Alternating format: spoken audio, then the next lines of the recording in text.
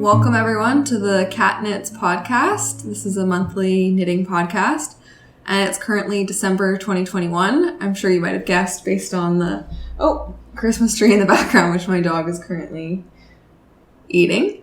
It's been a bit of a cold day in Vancouver, so we don't normally get snow, but it's been snowing on and off, so fingers crossed that we might get a white Christmas.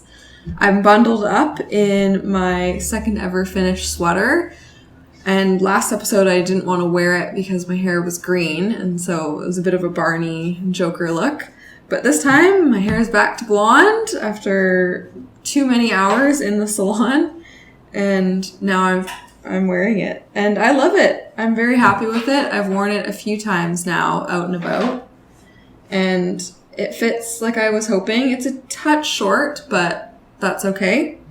I did a couple modifications. I just kind of decreased the size of the sleeves, and then I did something weird with the short rows, which I kind of regret. So this is the balloon sweater by PetiteKnit, as I've mentioned in a lot of the episodes, and I made it in Madelinetosh, Merino Light, and Drops KidSilk. So I love it. I'm happy to have finished my second ever sweater, and this time I made the sweater for myself and not my mom, so I get to enjoy it. With December, I kind of thought I'd do a little reflection on how my year of knitting has been. I'd say this is kind of maybe the second or third year that I've really been a committed knitter. I started just before the pandemic, but then when the pandemic hit, we had a lot more free time, and so hence a lot more knitting time. And since then, I've kind of watched my stash grow from like 1 or 2 yarns to, I don't know, like I'd say I probably have 20 to 30 skeins of yarn. So I'm hoping in the new year for my next month, I'm going to do kind of my plan for 2022. And I really would love to use up all this yarn that I've purchased and fallen in love with. But before we get into my numbers in terms of what sort of knitting I accomplished in the last year, which is frankly not as much as I was expecting. I thought that all I was doing was knitting, but it turns out I haven't knit as much as I expected. But I still have knit a fair amount, and I'm very happy with the things that I've learned over the last year. All right, so the first thing I thought I'd talk about is not knitting, but felting. I decided to try a new fiber art. So this, if you don't know, felting involves, I think it's like raw, it's like unprocessed yarn, or it's like non-superwash, I guess is the word. Wool, sorry. And then you use a needle to punch it. And then what you do is you, all the fibers, when you punch the needle, it kind of causes the fibers to really kind of tooth together, and it creates this much more dense little thing. So I made a cute little penguin, and basically as you poke it, like the object gets smaller and smaller and it gets denser and denser, and you slowly build up the shape that you want. So I started with the body, and then I added the little wings, and you keep going. And I did it through this kit, and it's nan.cdesigns. I'll put a link below in the description. It's based out of Vancouver Island, and they have so many cute little kits. So I did this penguin, which is now going to reside permanently on our shelves, and I love it. And they have tons of cute other little ones. Like I think I saw a seal. I can't really remember any of the other ones, but there's a lot. She has a lot of, or she or he has a lot of them. So yeah, it's kind of a fun little thing. I did this in an evening. I haven't actually finished it. There's like a little bit of lighter wool that you get to put on the tummy. So I'm excited about that. Now into the more knitting. So keeping up with the theme of talking about things that I've kind of talked about before, like this sweater, I finally finished my 30 socks.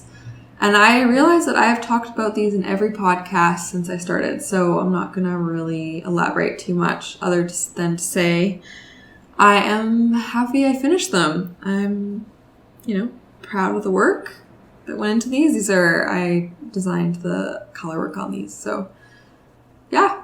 Now it's the end of 2021 where I am 30, and now I can get to wear them when I'm 31. slightly ironic, but that seems to be accurate based on the pace at which I knit, which is fine.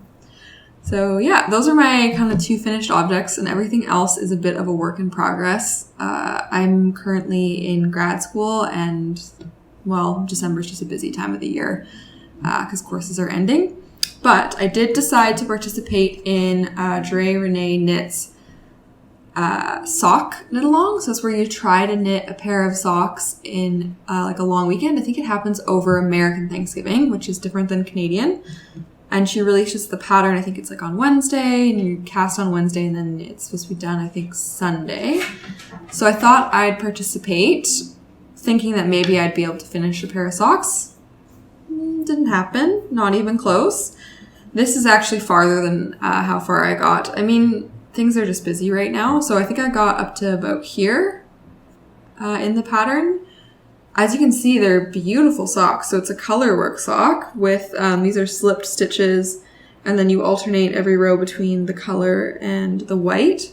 So this is the same white that I used in my birthday socks. So this is Bubble Wand by Sweet Georgia, and it's their Tough Love sock yarn. And then this is the Texas yarn that I bought a couple months ago, and this is Fern by Chasing Rabbits, and the color, I wrote it down, Water Hyacinth. So I originally was so I got 2 skeins of the Fern yarn. I also got this bright green, and I was originally thinking of doing mismatch socks, like 1 purple, 1 green. But I've now decided that I am going to stick with 2 purple. I think it's just cuter that way. I punched out, just ripped, it's got afterthought heels, so I just undid it to try it on, and they do fit. That's always a bit of a worry for me when that I don't do the heel at the right spot. They're toe-up socks too, which is quite interesting. So I did a toe-up with the Turkish cast on, sorry. That was a lot of fun to try that out. I can't believe how well it works. It's basically invisible. You can't tell where you cast on. And then you end with the Jenny super stretchy bind off. Both of which I haven't done before, and both of which I'll continue to do. This is my second time binding off a cuff a pair of socks, and I do like this bind off better. I think once I block it and kind of pull this out, it'll look cuter. One thing I did try to do in 2020 is try out different pairs of socks, so I love socks. So this one has the toe up, which I hadn't done before, and then the afterthought heel, which I have done a fair amount this year.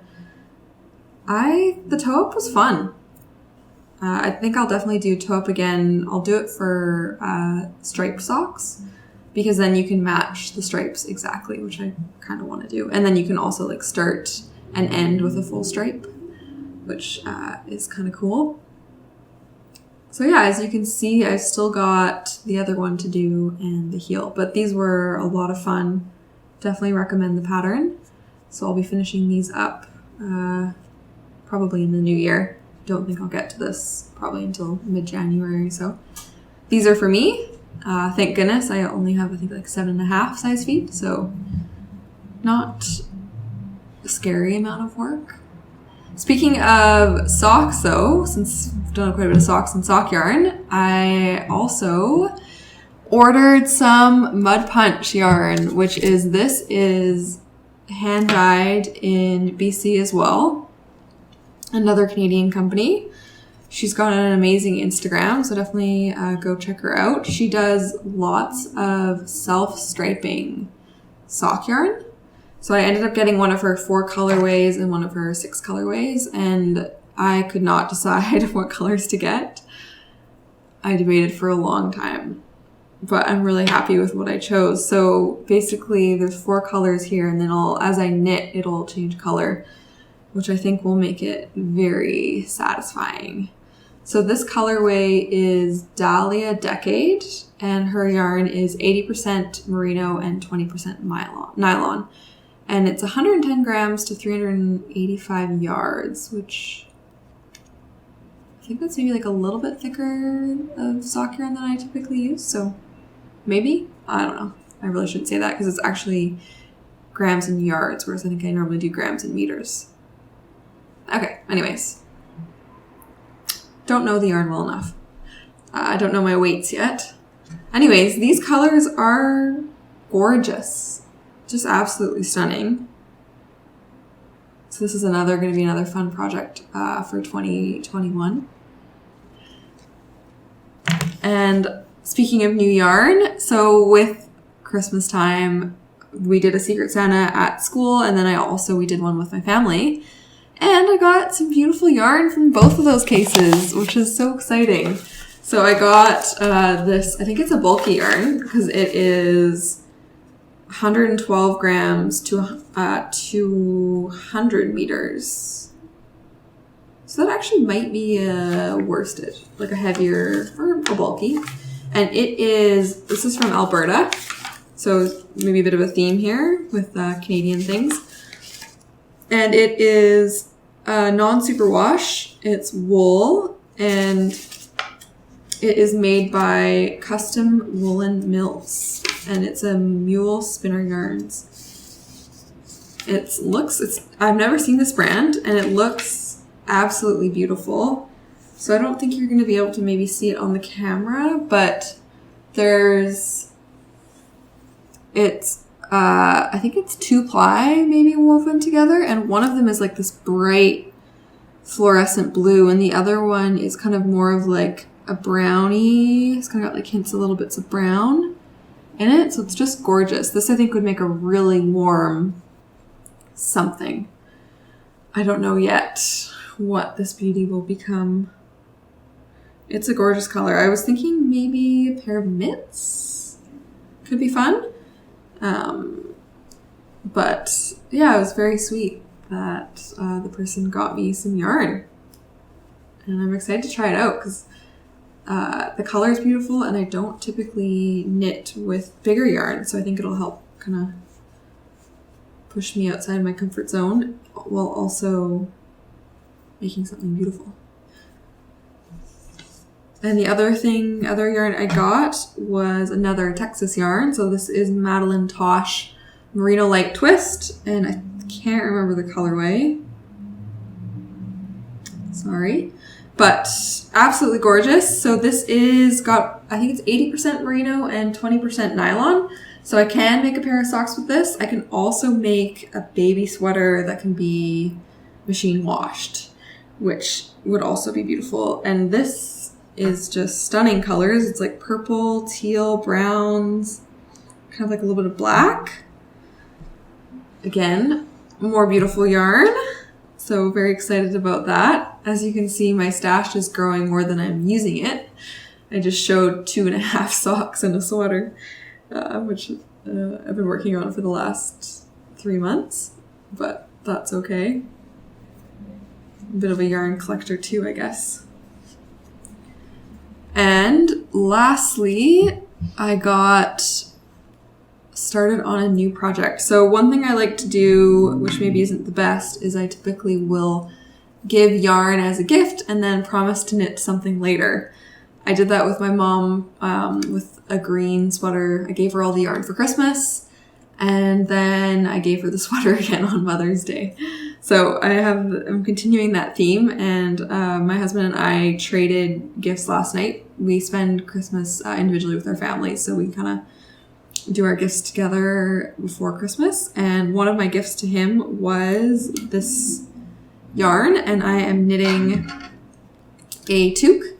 I'm going to knit, I think it's the most popular toque on Ravelry. It was the number 1, and it is by Purl Soho.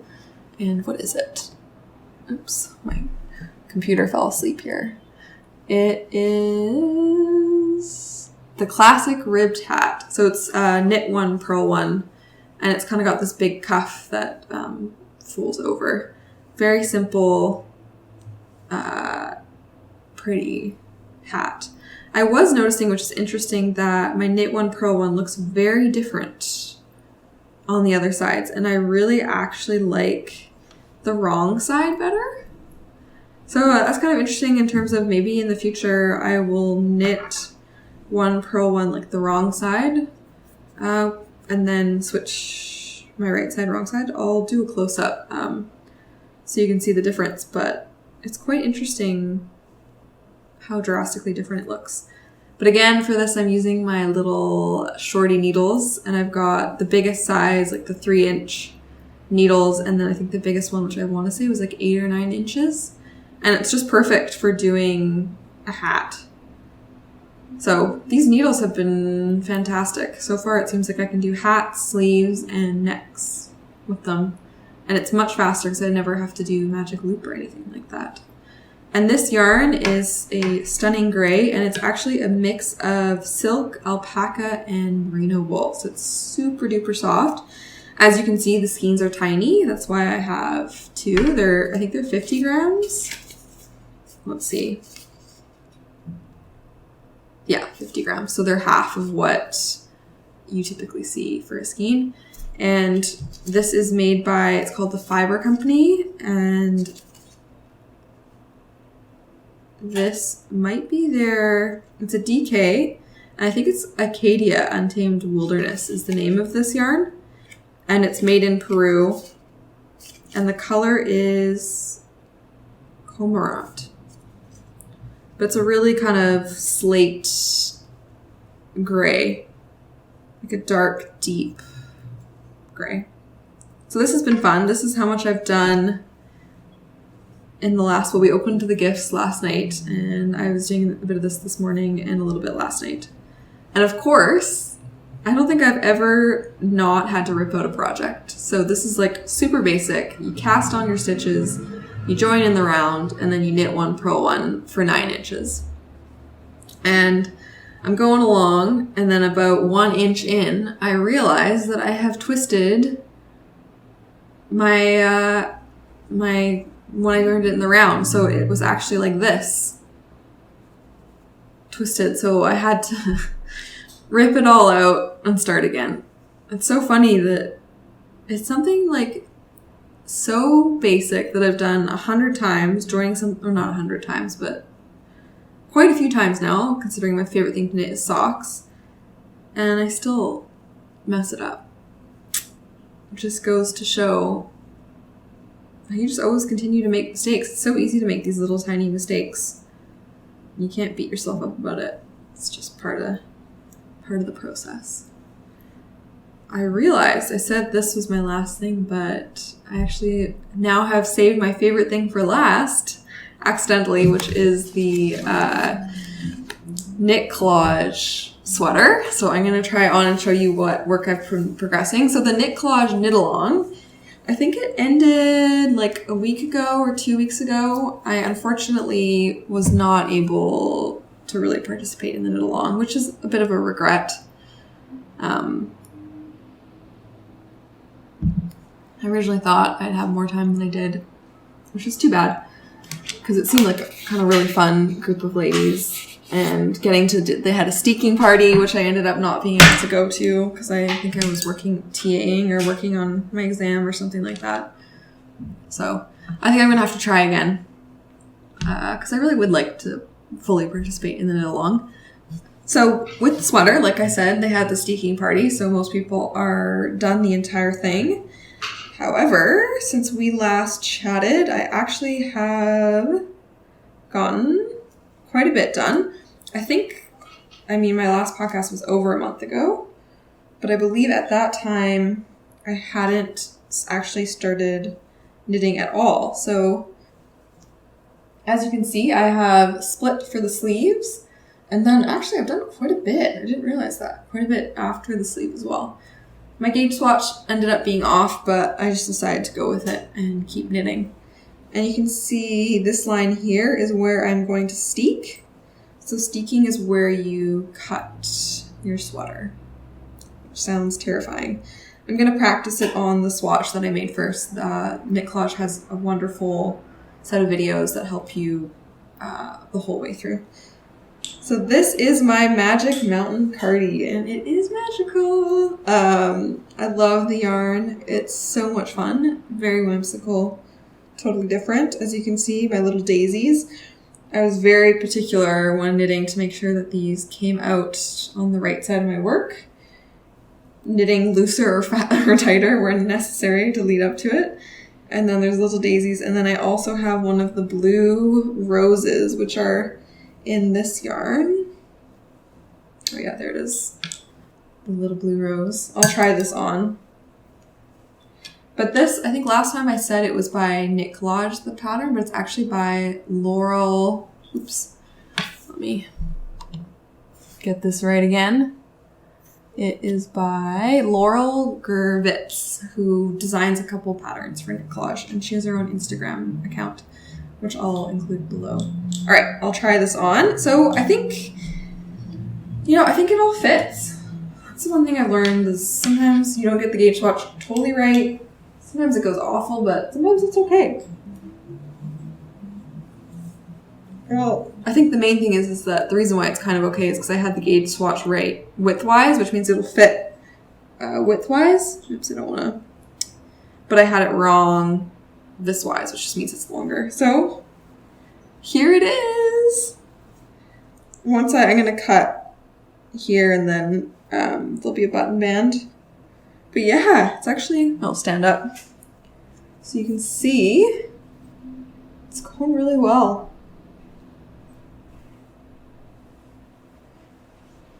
I'm pretty excited. Totally different than my last sweater. I love the thick yarn. One thing I have found, which I didn't anticipate, is I wore this sweater to my Christmas party and I was melting. It was so warm. So this is like merino and mohair and silk. And these sweaters, I think handmade sweaters are extremely warm. At least it's way warmer than any other sweater I've worn. I think this one maybe won't be as bad just because I feel like the yarn is a little more like kind of fluffy.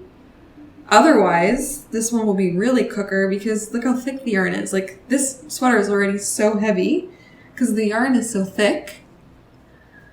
So as you can imagine, like what? These are like, I think these are 100 grams. I wonder how heavy these are. Maybe these are 100. These can't be 100 grams. But I think that's why this yarn is so light, even though it's so thick, is because then it's, you can wear it and you won't melt in it and you'll be able to actually physically wear it around. Yeah, I'm excited. I really wanted to get this done for Christmas to wear it to the family dinner, but as you can see, I'm pretty far away from that point, but that's okay. It's 2021. Things don't go. It's just the year where things don't go as planned. And also, I think I'm just a lot slower of a knitter than I thought. So with that, I thought I'd talk about all the things that I've kind of 2021 as a recap. So I wrote down what I had managed to do, but one of the things, of course, is I managed to finish my second ever sweater for me this time. So this was a big accomplishment. And with this, the big thing I learned is how to do armpits correctly. I talked about this a couple weeks ago or a couple episodes ago. But when this one, I was able to actually implement that idea that you add an extra stitch at the armpit and you add it twisted. And then on the next round, you knit the two stitches together. And those two techniques really made a super neat, tight armpit. So although this is my second adult sweater, I've done quite a few baby sweaters. So I did 2 baby sweaters this year. I did the baby surprise jacket, and that's a sweater that I think I'm going to do every year and then try different modifications for it. And then I did a second baby sweater, and that was... oh goodness, I can't remember. Oh. She also does the Frankie sweater. And, it was the itty bitty pretty sweater. I can't remember her name. But I did it, but without the lacework at the front because I wanted to make it more gender neutral for someone. So I did 1 adult sweater, 2 baby sweaters, and then I did 6 different pairs of socks. 5 of which I gave away, and 1, the birthday socks, I made for myself. With the birthday socks, I did 2 pairs of those birthday socks, 1 for a friend, 1 for myself. And then I also did another colorwork sock, which was the Renee Sparks sock. And that was kind of fun doing color work on a sock because I didn't realize it at the time, but color work is a lot more dense. It has a lot less give, which makes sense, right? Like you have all those floats on the back that make it harder to pull.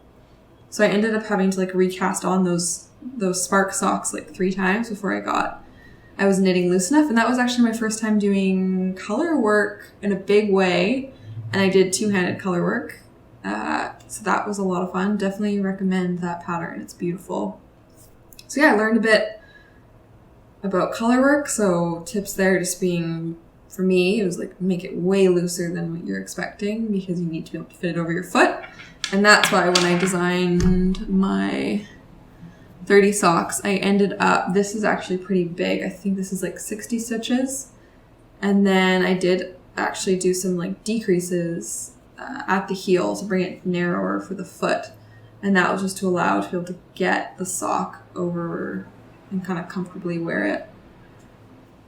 So that was fun. And those were also, all 3 of those socks were afterthought heels. And then I did one for my husband, which was the granny sock, which is his grandmother's sock pattern, which I have now shot photos for and I want to type up and put on Ravelry for free. But that is, his grandma has been knitting socks for the family using this pattern for years. She has all of us, all our sizes down, and we all are just given amazing amounts of these socks. So I have one on right now, actually.